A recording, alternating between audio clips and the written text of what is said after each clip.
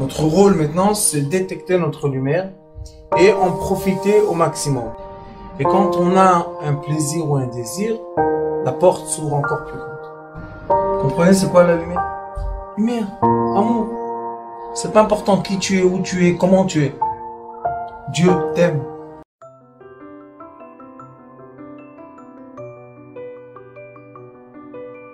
La paracha de Korach.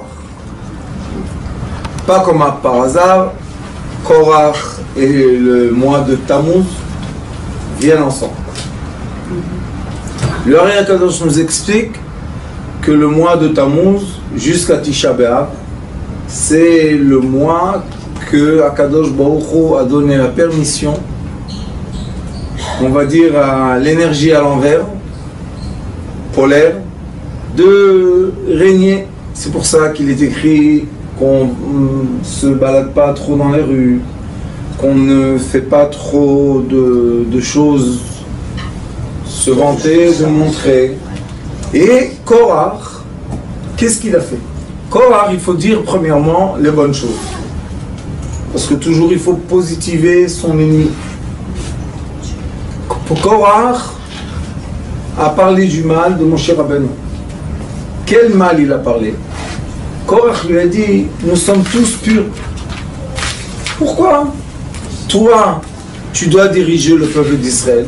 Pourquoi toi, tu t'es fait le chef? Il dit à Moshe Rabbeinu,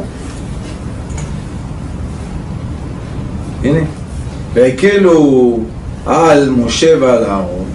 Ça veut dire il va Kalou. Kaal, c'est une assemblée qui est venue vers Moshe Aaron. Pourquoi tu n'es pas venu tout seul, Korach?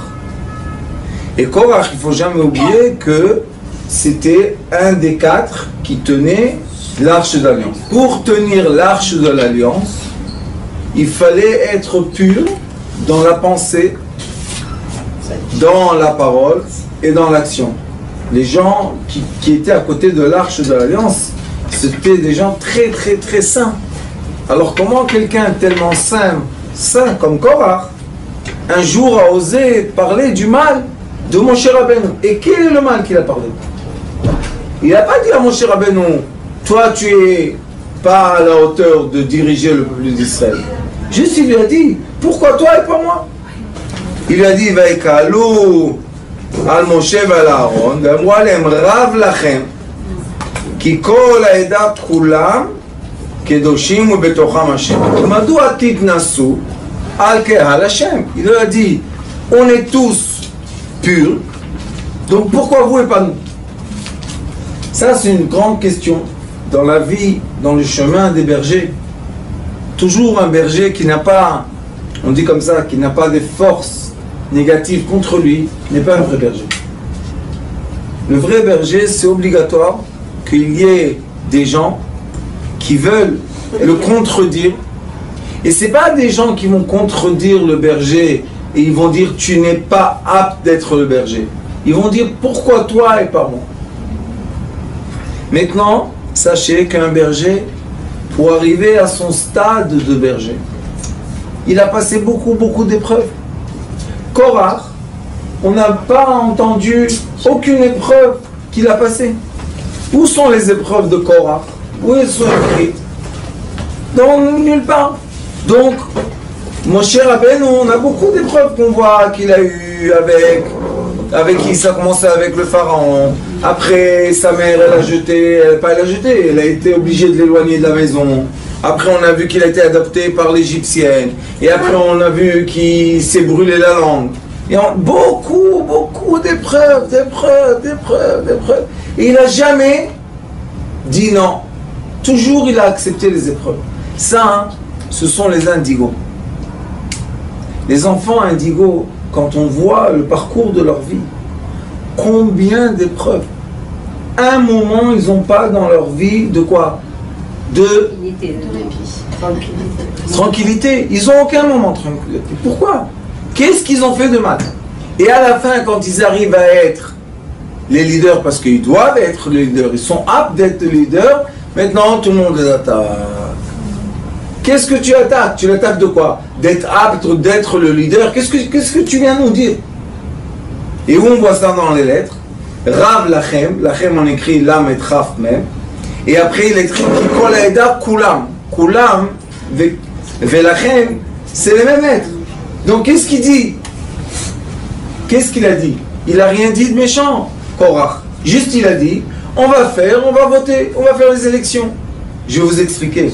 Si Korach aurait pris le dessus sur Moshe, qu'est-ce qui serait passé? Akadosh Baruch Hu a promis à Moshe Rabbeinu qu'il va être le berger qui va faire rentrer le peuple d'Israël en Israël. Voilà. Et son serviteur Yoshua, c'est lui qui va les faire rentrer. Vous pensez que Yoshua c'était quelqu'un qui est né dans la rue, qui est venu par hasard? Yoshua, vous savez c'est quoi son histoire? Le Yoshua était dans le royaume de Pharaon. Vous savez que c'était un bébé qui a été jeté dans la mer, Yoshua. Un grand poisson l'a avalé.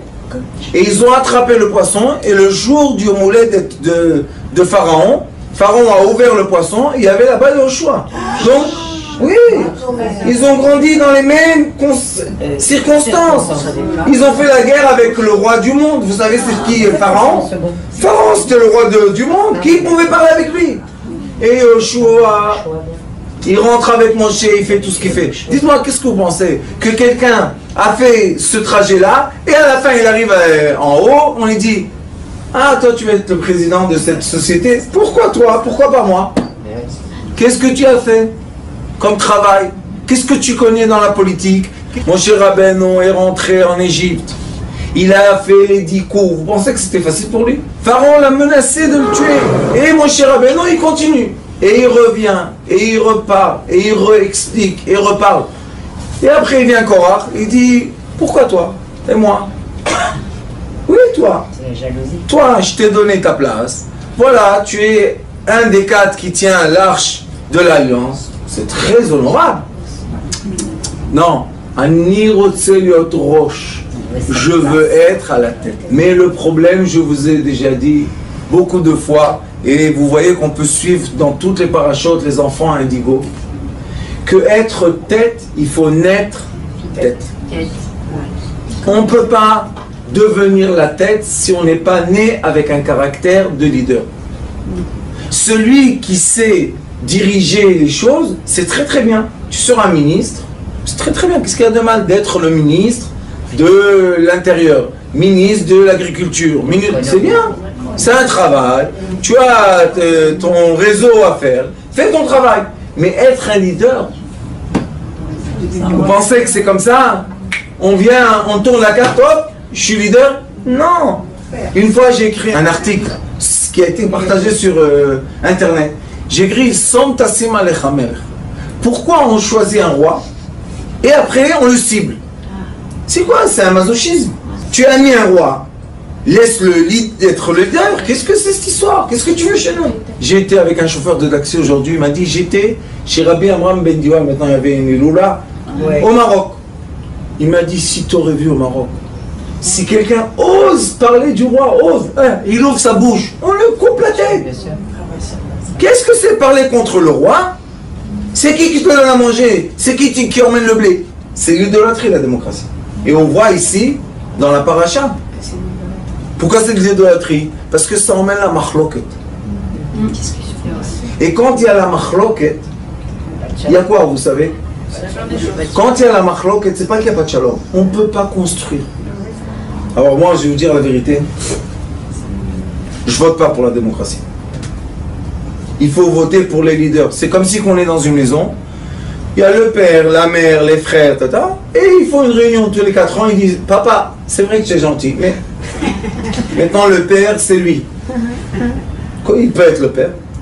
C'est lui qui a fait les enfants. C'est lui qui a toute la nuit, il n'a pas dormi des nuits avec les enfants. C'est lui qui a vu les dents sortir de la bouche. Quoi? Comment un père?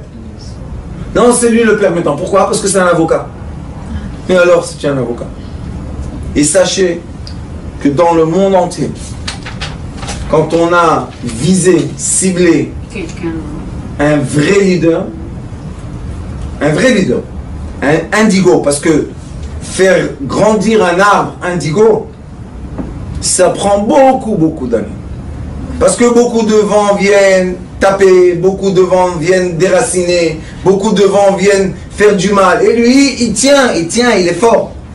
Jusqu'à quand qu'on a un arbre, un bel arbre, on dit non, le champ des arbres, allez, on coupe tout, on re-racine quelque chose de nouveau. Ah. Et qui veut se raciner? Les petites herbes, vous savez? Les petites herbes comme ça, qui vient le premier vent, hop, il les prend avec lui. Ou bien une vache, elle vient, hop, elle les mange. Toi, tu veux être un leader, toi, d'où tu viens? Qu'est-ce que tu as fait dans ta vie? Où tu es arrivé? C'est ça la paracha qui nous dit. Bien sûr. La séparation de quoi? À la fin, le peuple, c'est lui qui souffre. Et qu'est-ce qui s'est passé quand ils ont fait cette séparation? Il y a eu la Maguefa, il y a eu l'épidémie dans... Qu'est-ce qui fait, mon cher Rabbeinu? Regardez, c'est quoi un vrai leader? Qu'est-ce qui fait, mon cher Rabbeinu? Il voit l'épidémie, qu'est-ce qu'il devait vite dire? Allez, hop, que le peuple parte. Et moi et Aaron, on sera des rois. Et Akadosh Baruch Hu lui a promis, je vais te donner un peuple qui soit à toi. Ça ne va pas s'appeler le peuple d'Israël, ça va s'appeler le peuple de mon cher Rabbeinu. Qu'est-ce qu'il dit? Je veux pas. Qu'est-ce qu'il fait? En pleine épidémie. Bon, reste dans Ohel Moed, protège-toi. Il dit à Aaron, vous savez quel âge il avait? Il avait 90, facile. Il dit à Aaron, prends le feu et cours dans le peuple et arrête l'épidémie. Et celui-là, on veut l'enlever. Qui est le berger? Les leaders, il faut savoir, ils sont nourris, leur source. Et qui? Et Akadosh Baruch Hu. Ils sont nourris d'une force qui n'est pas une force de ce monde. Il a peur de personne et de rien. Vous savez, le peuple très religieux en Israël, les orthodoxes, les vieux, sont partis. Les jeunes, aucune force. Aucune force d'être leader. Ils ont peur. Un jour, ils signent ça, l'autre jour, ils signent à l'envers. Un jour, il y a une halakha comme ça. Après, il y a l'halakha exactement à l'envers. Et le peuple, il ne sait plus quoi faire. Est-ce qu'ils ont le droit d'être leaders, ceux-là? Ils n'ont pas le droit d'être leaders. Pourquoi ils ne sont pas des leaders? Parce qu'ils n'ont rien fait pour ça. Quelle est la liste des épreuves? Rien. Chaque génération a besoin de son leader. C'est pour ça qu'Akadosh Baruch Hu dit à mon cher Rabbeinu, toi tu es le leader du désert. Tu ne pourras pas être le leader de la terre d'Israël. Yoshua pourra être, parce qu'il doit diviser la terre d'Israël, il doit la donner au peuple d'Israël. Et vous croyez que le peuple d'Israël, c'était des faciles? Quand il a fait les Goralot, vous croyez que c'était des faciles? Ils ont dit, ah, il n'y a pas de problème, Yoshua. Yoshua devait être quelqu'un de très très fort pour le dire, toi, c'est ici ta frontière, tu ne bouges pas à 1 mètre. Et toi, c'est là ta frontière. Et toi, c'est ici. Et le temple, un peu à Binyamin, un peu à Yehuda, où on met le temple, comment on va le mettre, qu'est-ce qui va se passer? C'est des gens qui prennent des décisions très très difficiles. Ceux-là, ce sont les indigos. Les indigos, ils sont nés avec quoi? Avec le programme d'être les leaders d'un peuple. Ils ont la force de prendre sur leurs épaules le problème de son prochain. Pourquoi? Parce qu'ils sont attachés avec 3 points en haut. Ils ont le point en haut. Ceux qui sont en bas, c'est le point qui les tire vers la matière. On ne peut pas être un vrai leader quand on est trop attaché à la matière. Pour être un leader, on doit être attaché à quoi? À la pensée, à la volonté, à la vision, à l'horizon. On doit être avec une force qui est au-delà de matière. Parce que si chacun fait attention à sa matière, ça y est, chacun dans son petit coin, il n'y a plus de peuple. Il y a des gens individuels. C'est comme aujourd'hui la démocratie. On va une fois par je ne sais pas combien d'années mettre le petit papier, et après chacun rentre dans son petit coquillage et c'est fini. Il n'y a plus bonjour avec le voisin, il n'y a plus rien du tout. Comment ils communiquent aujourd'hui? WhatsApp groupe. Sauf dans les shows. Dans les shows, ils essayent d'être ensemble, mais quand ils font la guerre avec quelqu'un, c'est tout ce contraire. ils effacent le groupe.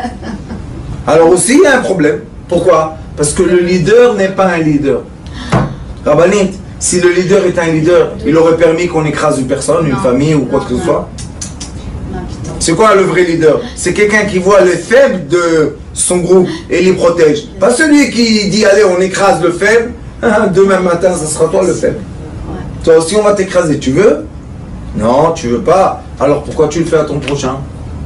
Et ça ils ont dit les sages. Ne fais pas à ton prochain ce que tu détestes. Avant c'était aime ton prochain comme toi-même. Mais après qu'est-ce qu'ils ont dit? Ne fais pas à ton prochain ce que tu détestes qu'on te fasse à toi. Qu'est-ce que c'est ça? Ça c'est des leaders? C'est pas des leaders. Pourquoi? La personne fait du mal à lui, elle lui dit il mérite. Si moi j'aurais fait ce qu'il le fait, eh ben moi aussi j'aurais mérité. Alors c'est pour ça qu'on est obligé de comprendre qu'est-ce qui s'est passé dans cette paracha. Un monsieur qui s'appelle Korach, qui avait une force spirituelle très élevée, on ne peut pas dire, puisqu'il tenait l'arche de l'alliance, c'est pas n'importe qui, s'est renversé à un moment contre le vrai leader. Et pourquoi le vrai leader, mon cher Rabbeinu, ni il avait l'arche, ni il avait le pain, ni il avait la menorah, rien du tout, mon cher Rabbeinu.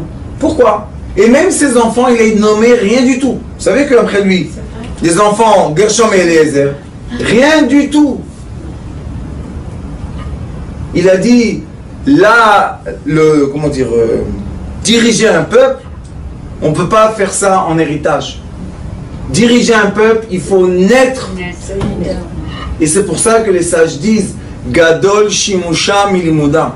Vous savez c'est quoi Shimusha? Shimusha, c'est quand on est le serviteur d'un grand.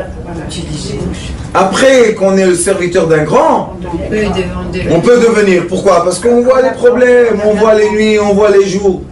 J'étais, Baruch Hashem, presque 20 ans avec le Rav Klein. Nuit et jour. Des fois, les gens, le Rav Klein, c'est un des décisionnaires de cette génération. Les gens, des fois, ils me disaient, mais on veut rentrer. Je lui dis, dis-moi, et si tu veux rentrer, alors ça veut dire que lui, il est à ta merci. Qu'est-ce que ça veut dire, tu veux rentrer? Et lui, il ne veut pas dormir, il n'a pas une famille. Mais je veux lui poser une question. Tu veux poser une question? Mais quand on voit le peuple, on voit le... C'est la seule façon de diriger un peuple. De prendre sur ses épaules. Et maintenant, nous sommes presque 70 ans après la Deuxième Guerre mondiale. Et le Zohar HaKadosh dit que toutes les 70 ans, HaKadosh Baruch Hu change de dirigeant. Tous les 70 ans. Il y a un nouveau vent. On veut, ça y est, on est fatigué. Mais pour accueillir Mashiach, il faut être prêt. Il faut premièrement un peuple. On est divisé. On m'a raconté maintenant dans la communauté du sud de l'Amérique, maintenant on a développé ça, on m'a dit que là-bas, il y a des synagogues que si tu as des baskets, tu n'as pas le droit de rentrer à la synagogue. Oui, j'ai entendu ça. Si tu n'es pas habillé comme eux, ils veulent que tu sois habillé, tu ne rentres pas. C'est quoi ça? Combien de juifs sont expulsés du judaïsme? Personne ne dit rien. Pourquoi? Alors moi je leur ai dit, vous savez qu'est-ce que je vais faire? Je fais une communauté de sud de l'Amérique et tous ceux qui veulent venir, bienvenue. 3 semaines après ou 4, la chanara contre moi, fou. Jusqu'à quand que ça arrivait chez moi, déjà ça a pris des ampleurs. Je leur ai dit, ah bravo. Je leur ai dit, celui-là, ce rave là qui parle, emmenez-le moi le voir. On va se regarder dans les yeux, on va bien comprendre de quoi on parle. Après 2 jours, il a dit, non, non, non, je ne veux pas parler contre le Rav Schneider. Ah, pourquoi tu as parlé? Comme ça en public. En public, oui. C'est facile. Tu me connais, tu m'as vu, tu m'as interrogé, tu m'as fait quelque chose, rien du tout. Ah, pourquoi tu parles? Parce que tu n'es pas un leader. Parce que si tu es encore, si tu serais un vrai leader, tu serais venu partager, qu'est-ce qu'il y a? On a une communauté, il y a des gens, il y a des juifs. Quoi? Tout le monde est comme ça, on peut tuer tout le monde, il n'y a pas de problème. Pourquoi? Pour avoir son siège? Ça ne marche pas. Et bien, Zrat Hashem, quand nous donne la force, cette petite communauté, mes petites dames, hein, Il y a des jours que je viens ici, combien il y en a? 4. Sur YouTube, il y en a des milliers, il n'y a pas de problème. Mais devant moi, il y en a 4. Le même discours, les mêmes forces, la même volonté du bien du peuple d'Israël. Et après, ils reviennent, et ils repartent. C'est comme ça. Mais si tu commences à éliminer ceux qui ne sont pas venus, tu n'es pas un berger. Tu es un égoïste. Tu dis, s'ils sont là, hein, je suis content, je les aime. S'ils ne viennent pas, oh là là là, je vais les éloigner de moi. Ça, hein, c'est pas ce qu'il faut faire. Sur Internet, il raconte qu'un homme voulait grimper une montagne pour arriver jusqu'au sommet. Ça lui a pris des mois, des années. Il a vieilli, il est arrivé jusqu'en haut. Il voit un petit enfant. Il dit, mais qu'est-ce que tu fais ici? Là. Il dit, je suis né ici. Ah, Indigo. Ils ont ni l'âge. Les enfants indigos, ils n'ont pas d'âge.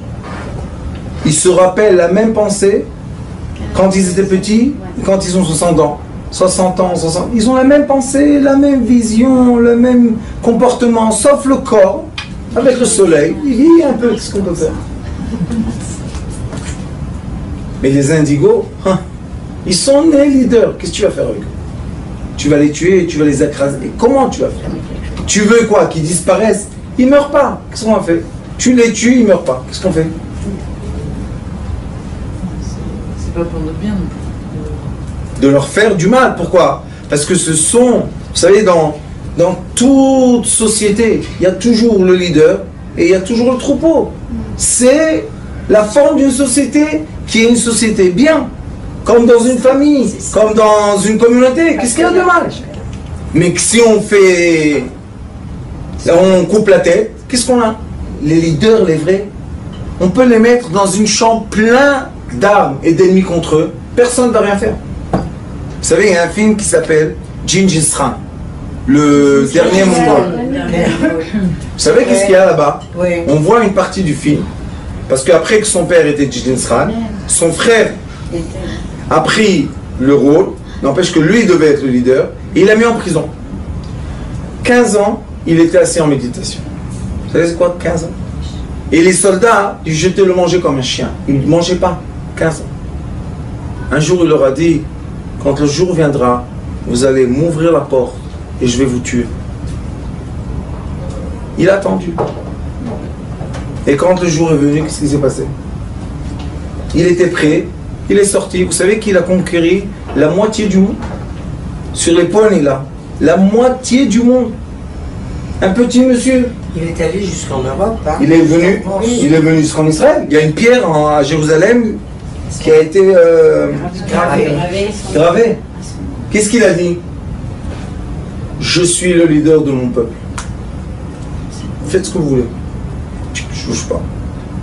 Maintenant, on se pose la question. Pourquoi pendant 15 ans de prison, personne ne l'a tué? C'est pas une question ça? Parce qu'ils n'ont pas osé. Pourquoi il ne pouvait pas le tuer? De quoi? Il est emprisonné, qu'est-ce qu'il peut faire? Non, il inspirait de la crainte par son attitude. Vous savez c'est comme qui? C'est comme Youssef Hatzadik. Ses frères l'ont attrapé, l'ont jeté dans le puits. Ils ont tout fait pour le tuer. Il n'a pas bougé. Pourquoi ils ne l'ont pas tué? Tuez-le. Après il est esclave. Pas bougé. Toi, Potiphar, tue-le. Tu ne peux pas le tuer. Tu peux rien leur faire. Pourquoi? Parce que leur aura, leur esprit est tellement fort qu'on ne peut pas les tuer. Ça, c'est les vrais leaders. On ne peut pas les atteindre. Ça, c'est les vrais leaders. Qu'Akadosh Baruch Hu Bezrat Hashem nous envoie dans cette génération des vrais leaders. Des gens qui emmènent dans le monde de l'amour et de la paix et de l'union. On va voir Bezrat Hashem la lumière de Mashiach.